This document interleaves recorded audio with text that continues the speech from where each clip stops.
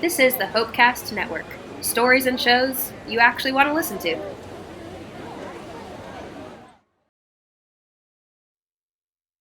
I watched a movie where a guy moves into a new apartment and there's already someone living there, except she's not supposed to be there.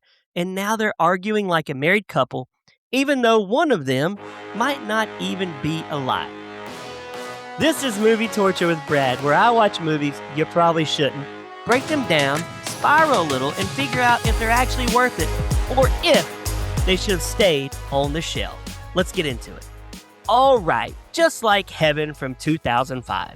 I went to the theater and saw this movie, and I remember it very particularly because I was in the movie theater and there was a storm, and I could hear the storm, the thunder, and the rain hitting the theater while I'm watching a movie called Just Like Heaven with sound like Just Like Kevin, Just Like Heaven, not Kevin, with Reese Witherspoon. And this movie is basically, what if your roommate was a ghost and also controlling everything? You've got Reese Witherspoon as Elizabeth, super driven doctor, very intense, and somehow still arguing while not fully existing. And then you've got Mark Ruffalo as David. Man, this guy's a sad sack. Just trying to live his life and now dealing with the most aggressive ghost of all time. So David moves into this apartment, right? And he's trying to reset his life. He's got his plants, he's bringing a sad energy. He's like, I just need peace, man. He's got that vibe. And then suddenly Elizabeth shows up. And she's like, why are you in my apartment? And he's like, well, why are you in my apartment? See, I'm trying to imagine this conversation. Imagine signing a lease. You finally get your keys. You walk in. You're like, all right, fresh start. And then someone appears and goes, get out. No, I just signed the lease. I'm calling the landlord immediately. Hey, quick question. Does this place come with the ghost or is that extra? And am I going to get my security deposit back? I need it back. I'm a sad sack. I need my security deposit back. Here's the problem. Now, here's where it gets weird. She's there, but not there. He can see her, but no one else can. Why am I saying this while I'm using quotes with my fingers? I don't know. You can't see this. And instead of leaving, they start figuring it out. I'm not investigating this, but this is where the movie loses me a little because if I see someone no one else can see, I'm not investigating. I'm relocating, man. I don't want to see a ghost in my place. Imagine the conversation he's got with friends. Hey, man, how's the new place?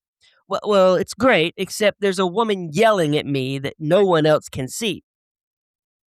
You're moving immediately, right? No, I'm going to stay because she's hot. That's basically what he's saying. If this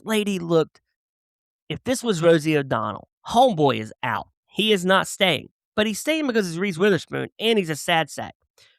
Which brings me to these ghost movies. All of them have one problem. They have these conversations in public with the ghost.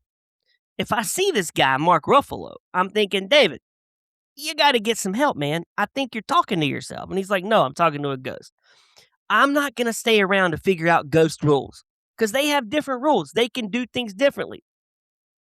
Now, David and her, they start interacting more. And here's the crazy part. They start bonding. Imagine bonding with the ghost, but you can't bond with anybody else in real life.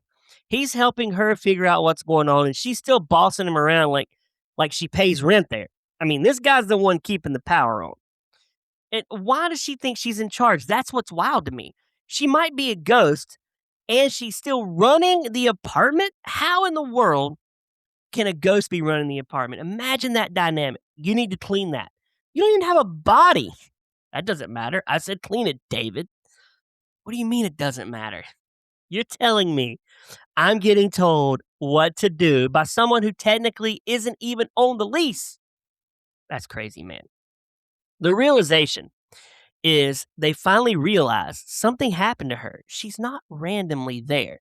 And now it becomes, we need to figure out what happened before it's too late. Dun, dun, dun, dun.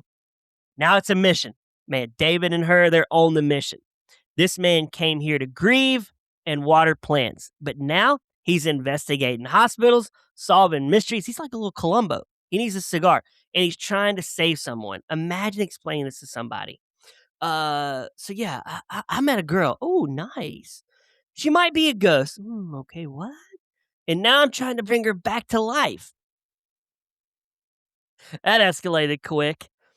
This movie is actually funny, it's emotional, it's a little chaotic, and somehow it's kind of sweet.